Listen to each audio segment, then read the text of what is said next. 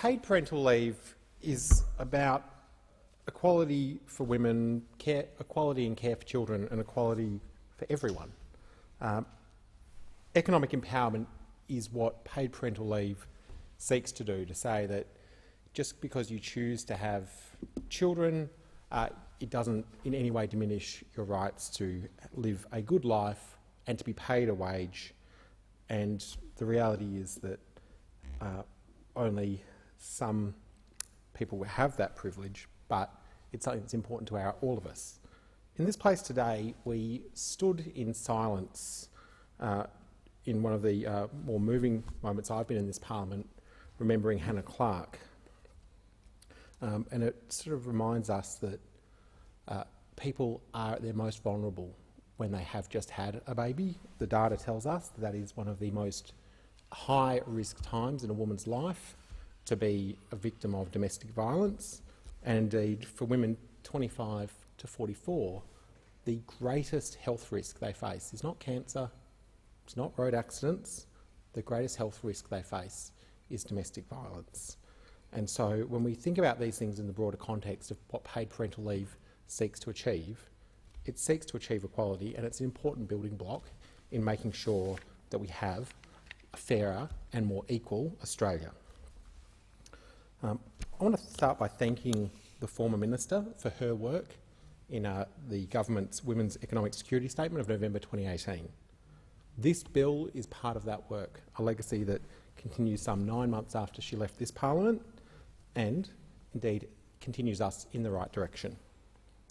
Flexible paid parental leave, when you think about it, is just absolutely sensible.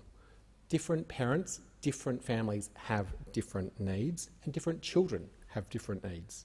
And so being able to allowing the 12-week parental period to be available as one continuous block, and then a 6-week flexible period to be taken within the first 2 years makes sense for so many families across Australia. Indeed, if you look at the 2017-2018 financial year, some 159,372 families accessed the Australian Parental Leave Scheme. It is amazing to think that just 10 years ago we didn't have this scheme at all, and now you've got more than 150,000 families on an annual basis accessing this scheme.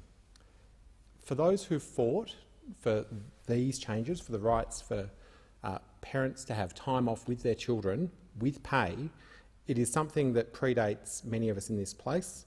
It has been a long fight, and I want to also thank everyone who has been part of the campaign for paid parental leave and who continues to campaign to make this system fairer and even more equitable. 1979, the Commonwealth legislated to give 52 weeks of leave for Commonwealth employees. Back then, just 0.4% of the population, that's women Commonwealth employees, give them 52 weeks maternity leave in the Maternity Leave Act. That was 52 weeks unpaid, and while by today's standards that is an incredibly inadequate provision from the Commonwealth, indeed the Commonwealth who could have afforded to do a little more, it was 41 years ago. It started something much bigger. In 1990, Australia ratified the ILO's 1981 Convention on the Rights of Workers with Family Responsibilities. That continued us on the path towards more support for families with children. Also in 1990, the Department of Industrial Relations initiated the Work and Family Unit of the department to start to look more at how do we make sure we've got the right economic settings to support parents and to support families. 1994 was the United Nations International Year of the Family. The same year that the Keating government negotiated Accord Mark 7 with the ACTU. And that accord noted that, quote, in this International Year of the Family, we should also incorporate consideration of direct assistance to workers with family responsibilities. That was an important statement for the ACTU and the government to make. In May 1995, the government did announce a new maternity allowance as part of its agenda for families. This was the first time there was a direct, specific payment in the form of what then morphed into a paid parental leave scheme. It was a means-tested lump sum payment equivalent to 6 weeks of the parenting allowance, payable to women back then regardless of their status in the workforce. And I note that it was continued under the Howard Costello government with the baby bonus. In 2009, we saw 2 further steps towards the legislation that we're now amending today. The Rudd government referred the issue of paid parental leave to the Productivity Commission to see what would be the best way of building such a scheme to ensure that it supported the families that we needed to support most, but also that it was economically sound. And we saw an amendment to the Fair Work Act to ensure that parents would have the right to 24 months of unpaid leave with their children.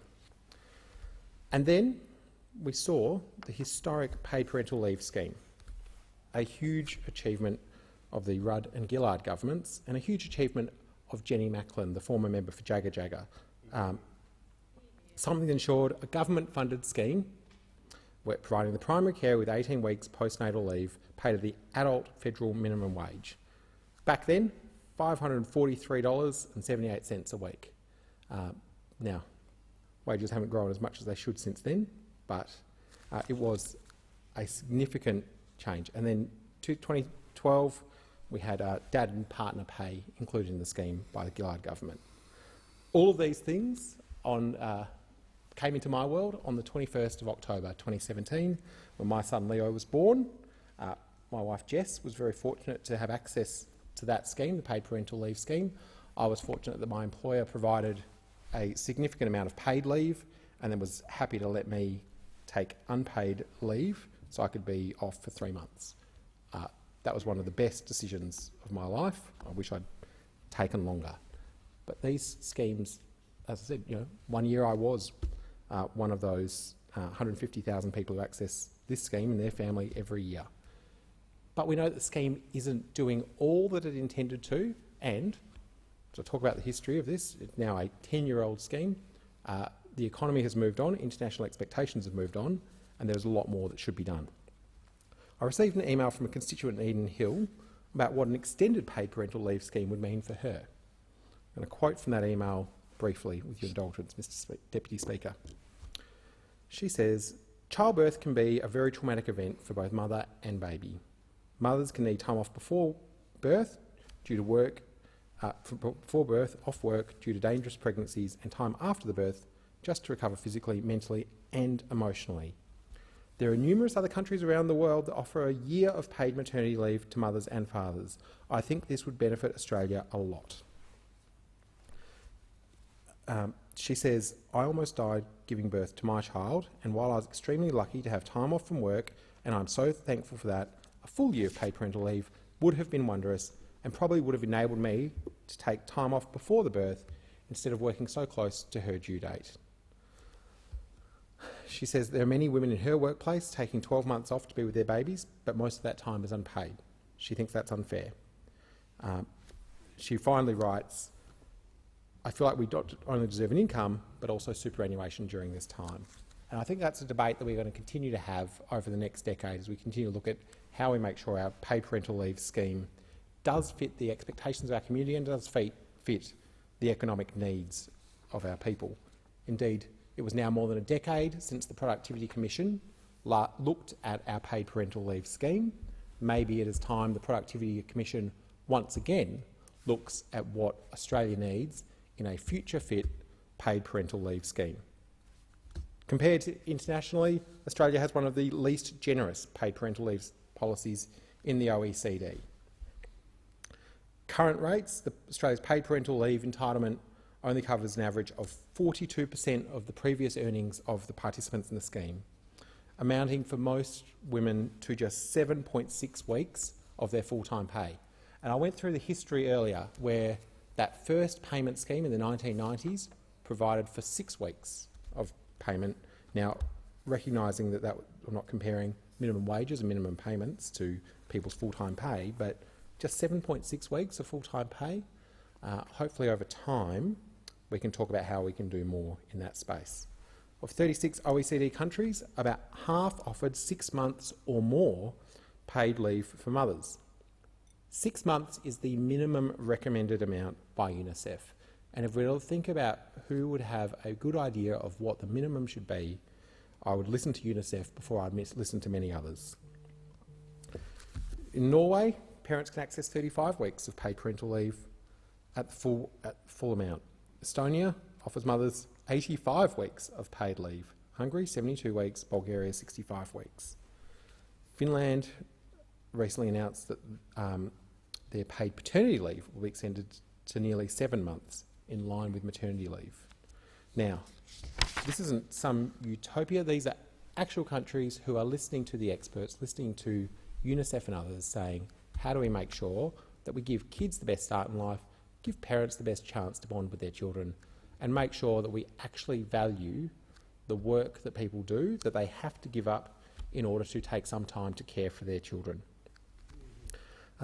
The Coalition's record on paid parental leave is a bit all over the place. I commend them for bringing this legislation forward, which heads in the right direction, but it's sort of like they've had to try every possible direction before finally landing on this point.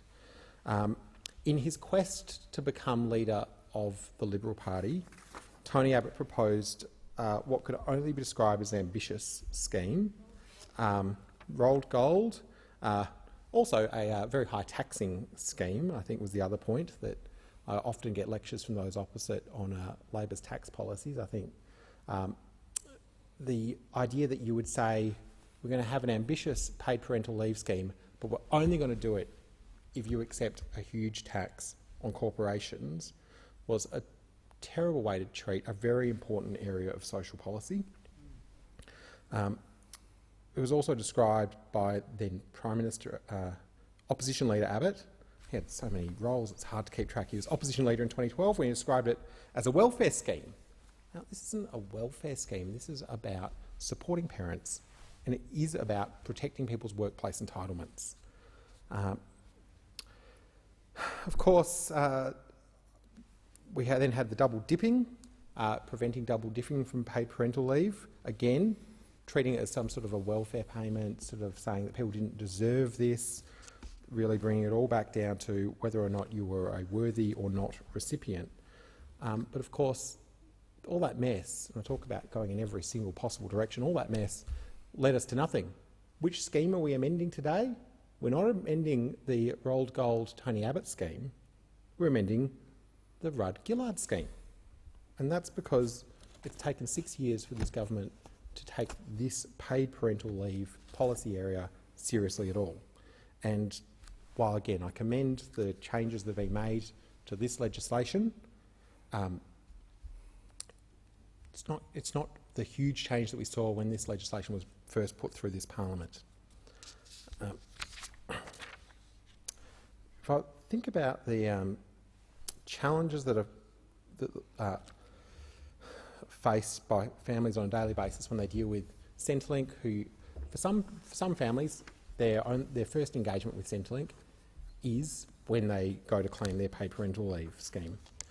What we know is that parents have huge trouble accessing childcare subsidies. We've seen stories in the last few days of Centrelink offices being closed down, again, making it even harder for families to access their paid parental leave scheme entitlements. I've had families who have been told, the only explanation they could ever get as to why their childcare subsidy took 7 months was because of a technical issue. They asked Centrelink what that technical issue was. They still don't know. I do worry that as we continue to change these schemes, it creates more and more pressure on an understaffed public service, creates more and more pressure on those who work in Centrelink, it creates more and more pressure on IT systems, which we know are well and truly behind the modern sorts of IT systems that are needed to run the complex social security architecture that Australia relies on in 2020. Indeed, when I recently visited Centrelink, they referred to it as the mainframe. Now, mainframe is not a topic, not a term that I've heard in a very long time, but I think it gives you a really good sense of just the ageing infrastructure that sits below our social security system. I'd have much more to say on how we improve all the other parts of our family welfare system, but I'll end it there. Thank you very much, Deputy Speaker.